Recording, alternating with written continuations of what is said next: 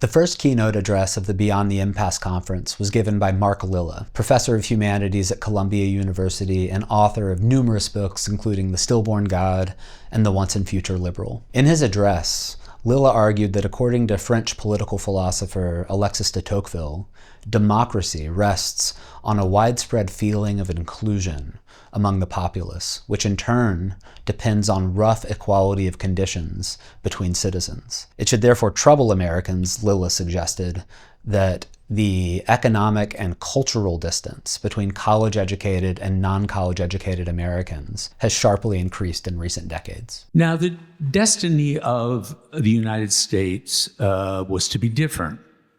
There were at the beginning no pre-existing islands of privilege among the white population, thinking and feeling. Instead, the earliest Americans faced the same rough set of opportunities and challenges posed by their new environment. This idea of a set of challenges and opportunities, I think, is what he means by equality of condition. The land was vast, rich, and sparsely populated. It was also wild and untamed, which meant that securing the basic necessities for living was difficult for everyone, not just one class.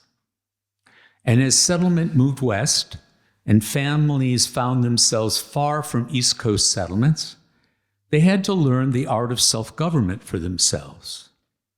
They were, in an almost unimaginable way today, if not perfectly, starting over.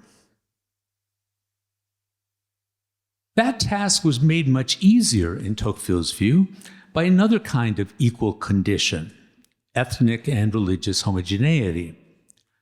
He places great emphasis on the Anglo-Protestant cultural heritage of the first settlers, which prized religious liberty and carried with it a shared stock of concepts, principles, and vocabulary for engaging with each other in politics.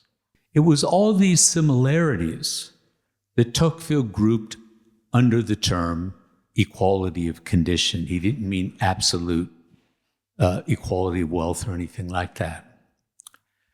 And from his observation of this one fact, he drew two very important conclusions.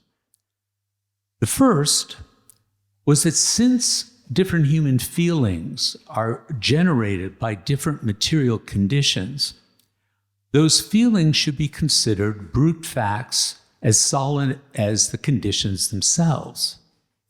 Therefore, the set of dominant emotions arising from the equality of conditions in democracies are crucial givens so long as those conditions hold.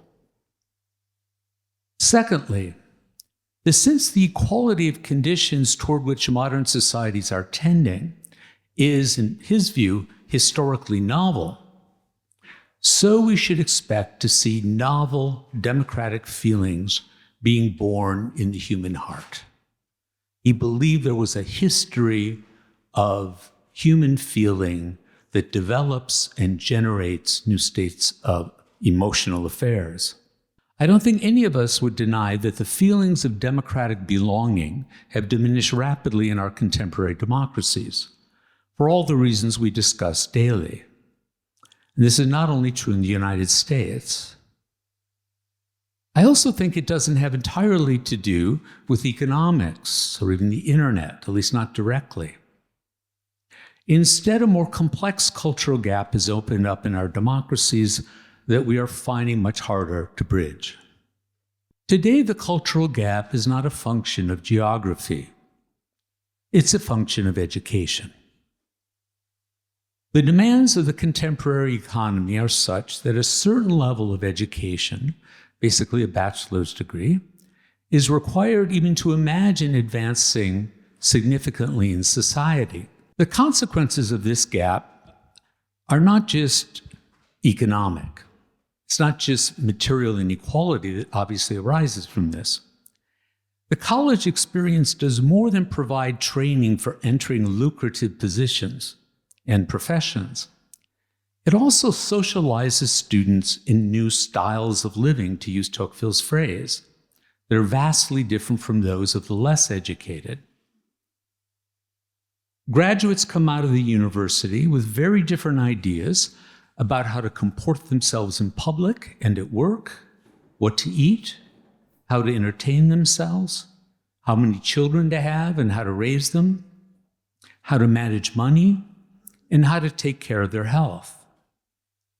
Even the typical bodies of our two large cultural classes today are notably different. A widely shared sense of exclusion, with all the attendant emotions of shame and resentment, is toxic in a democracy. And it is even more threatening if the prerequisites of inclusion are further and further out of reach. Ironically, if exclusion were only a matter of money, then we could distribute it. Or people would think that they would have a chance of striking it richer later in life. They would still feel part of the game. But no one strikes it smart later in life. And even if they did, the bridge into the educated class is extremely narrow, and it shuts after adolescence. So how is one to establish or reestablish political friendship in a worsening situation? I have little idea, since it is not a matter of changing hearts and minds through sermons, speeches, and education, nor does it depend on perfecting our philosophical or theological arguments. The problem is that we're living with a new brute generating fact that is triggering new feelings of distrust, contempt, shame, defensiveness, resentment, antipathy, and withdrawal. A large class of white Americans is experiencing for the first time a range of emotions that American minorities, especially Black Americans, have always had to contend with on a far vaster and much deeper scale. The Beyond the Impasse conference was a success, and we're now at work preparing the next round of working groups and seminars to connect our work with leaders in the worlds of business and education. If you would like to support the Beyond the Impasse project or are interested in learning more, please use the links on display here or in the video description below. Thanks for your support.